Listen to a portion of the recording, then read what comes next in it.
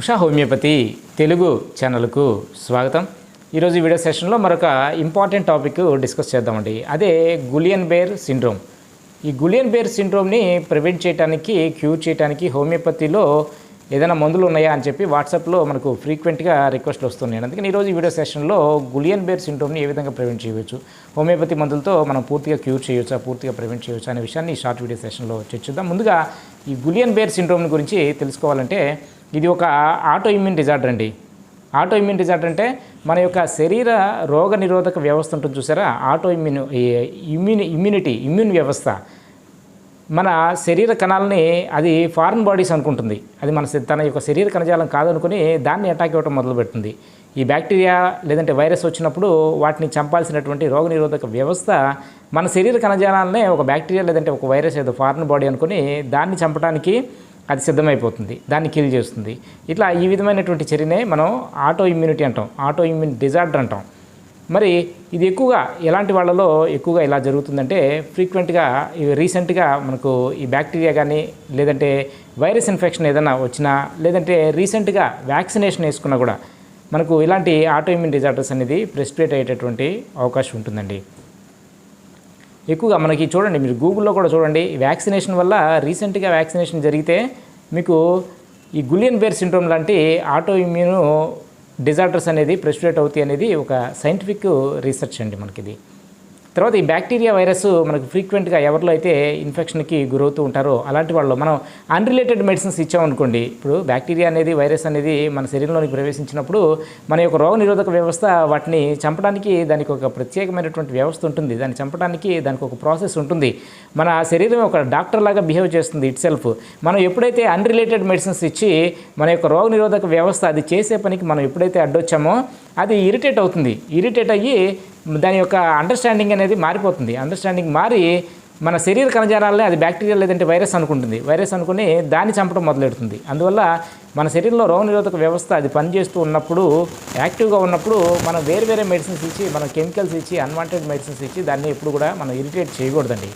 అయితే ఈ Guillain-Bayer syndrome ఈ విషయానికి వస్తే మనకి ఇది ఈ రోగనిరోధక వ్యవస్థ మన నర్వస్ సిస్టమ్ని అటాక్ ఇచ్చినప్పుడు, మన యొక్క ఈ నర్వస్ సిస్టమ్ని అది ఫారిన్ బాడీ అనుకుని దాన్ని అటాక్ ఇచ్చినప్పుడు ఈ గులియన్-బెయిర్ సిండ్రోమ్ అనేది డెవలప్ అవుతుందండి. ఈ సింటమ్స్ విషయానికి వస్తే గ్రాడ్యువల్ పెరాలసిస్, మీకు కాళ్ళు చేతులు తిమ్మిరి, ఫస్ట్ కాళ్ళు చేతులు కొంచెం నిదానంగా తిమ్మిరి అనేది మొదలవుతుంది.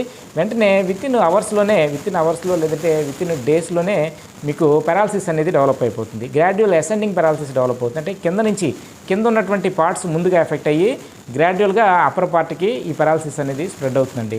ఎప్పుడైతే నర్వస్ సిస్టమ్ అనేది ప్యారలైజ్ అయిందో మీకు శరీరంలో ఏ మజిల్ కూడా పనిచేయదండి.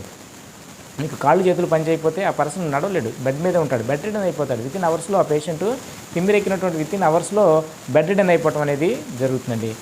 గ్రాడ్యువల్గా అది పైకి స్ప్రెడ్ అయ్యి మీకు వైటల్ ఆర్గన్స్, మీకు హార్ట్లోను, లంగ్స్లోను, తర్వాత మీకు ఈ జిఐటీలోను, గ్యాస్ట్రో ఇంటెస్టైనల్ ట్రాక్లోను, కంటిలోను, గొంతులోను అన్ని అసలు మీకు మజిల్ లేనటువంటి, నెర్వ్ లేనటువంటి, మజిల్ లేనటువంటి ప్రదేశం అనేది ఉండదు. ఎప్పుడైతే ఈ మజిల్స్ ఎఫెక్ట్ అయినాయో, హార్ట్ ఎఫెక్ట్ అయినప్పుడు మీకు heart attack, heart rate, heart beat అనేది పెరిగిపోతుంది, బీపీ అనేది పెరిగిపోతుంది. ఆ పర్సన్ అనేది తొందరగా హార్ట్ అటాక్తో మరణించేటటువంటి అవకాశం ఉంటుంది.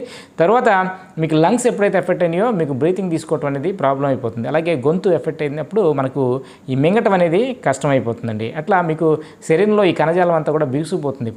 పెరాలసిస్ వచ్చి మీకు పని చేయకుండా జరుగుతుంది. ఎక్కువగా చిన్నపిల్లల్లో ఈ గులియన్-బెయిర్ సిండ్రోము చిన్నపిల్లల్లో ఎక్కువగా దీని యొక్క ఎఫెక్ట్ అనేది చూపించేటటువంటి అవకాశం ఉంటుందండి. రోగనిరోధక వ్యవస్థ ఎక్కువ తొందరగా ఆల్టర్ అయ్యేటటువంటి అవకాశం ఉన్నటువంటి ఏజ్ గ్రూప్లో ఇది గులియన్-బెయిర్ సిండ్రోమ్ అనేది ఎక్కువగా వస్తుంది. మన కూడా నెంబర్ ఆఫ్ కేసెస్ అనేది ఎక్కువగా ఉన్నాయి. ఈ వ్యాక్సినేషన్ తర్వాత పర్టికులర్గా 100% కూడా ఇది సైంటిఫిక్గా ప్రూవ్ అయింది. వ్యాక్సినేషన్ తర్వాత ఈ గులియన్-బెయిర్ సిండ్రోమ్స్ అనేది ఎక్కువగా స్ప్రెడ్ అవటం, ఎక్కువగా కనిపించడం అనేది జరుగుతుందండి, ఆటో ఇమ్యూన్ డిజార్డర్ అనేది. మరి హోమియోపతి విషయానికి వస్తే ఈ గులియన్-బెయిర్ సిండ్రోమ్ని మనం ప్రివెంట్ చేయొచ్చా, మనం క్యూర్ చేయొచ్చా అంటే మనం 100% కూడా ఈ గులియన్-బెయిర్ సిండ్రోమ్ని హోమియోపతి మందులు వాడి మనం క్యూర్ చేయొచ్చండి. నేను చేసినటువంటి కేసులు ఎక్కువగా జెల్సీమియం ఇండికేట్ అవుతుంది. మీకు అసెండింగ్ పెరాలసిస్లో జెల్సీమియం, కాస్టికము, కోనియము ఈ 3 మందులు గుర్తుంచుకోవాలండి. మీరు సిమ్టమ్స్ ఏమి స్టడీ చేయకుండా మీరు జస్ట్ ఆ పర్సన్ కాళ్ళు చేతులు తిమ్మిరని అన్నాడు అనుకోండి, మీరు జెల్సీమియం 200 ఒక 2 పిల్స్ ఇవ్వండి. విత్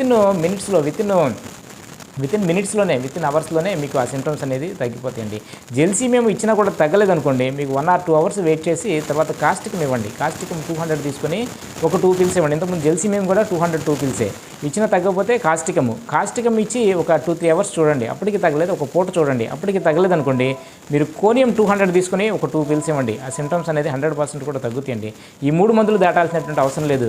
ఏ కేసులోనైనా జెల్సీమియంతో తగ్గకపోతే కాస్టికంతో కూడా తగ్గకపోతే అప్పుడు కోనియంకి వెళ్ళాలి. మరి ప్రివెన్షన్ విషయానికి వస్తే మీకు జెల్సీమియం ఎప్పుడైనా కూడా మనం ప్రివెన్షన్ అనేది మనం ప్లాంట్ రెమెడీతో మొదలెట్టాలండి. నెంబర్ ఆఫ్ కేసుల్లో ఈ జెల్సీమియం ఇండికేట్ అవుతుంది కాబట్టి మీరు జెల్సీమియం 200 తీసుకొని ఒక 2 పిల్స్ అందరూ కూడా ఎవరైతే వ్యాక్సినేషన్ తీసుకున్నారో వాళ్ళందరూ కూడా జెల్సీమియం 200 ఒక 2 పిల్స్ ఈ సీజన్లో మీరు సీజనల్ డిసీజ్కి వాడినట్లుగా జెల్సీమియం 200 ఒక 2 పిల్స్ ఇచ్చి వదిలేస్తే ఈ గులియన్ బేర్ సిండ్రోమ్ బారిన పడకుండా ఉండేటటువంటి అవకాశం మీకు 100% కూడా మీ గులియన్ బేర్ సిండ్రోమ్ బారిన పడకుండా ఉండేటటువంటి అవకాశం ఉంటుందండి.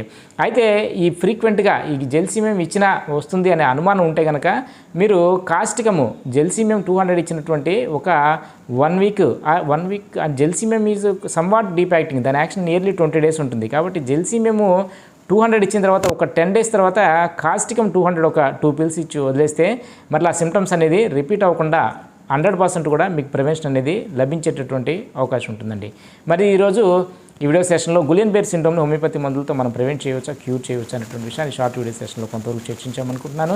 మీలో ఎవరైనా కూడా Usha homeopathy Telugu channel subscribe చేసుకోకుండా చూస్తుంటే తప్పకుండా సబ్స్క్రైబ్ చేసుకోండి. దయచేసి సబ్స్క్రైబర్ కౌంట్ని పెంచండి. మరి ఈ వీడియో మీకు ఉపయోగపడింది అనిపిస్తే తప్పకుండా లైక్ చేయండి, షేర్ చేయండి. తిరిగి రేపు వేరొక వీడియో సెషన్లో కలుద్దాం. మరి అంతవరకు సెలవు.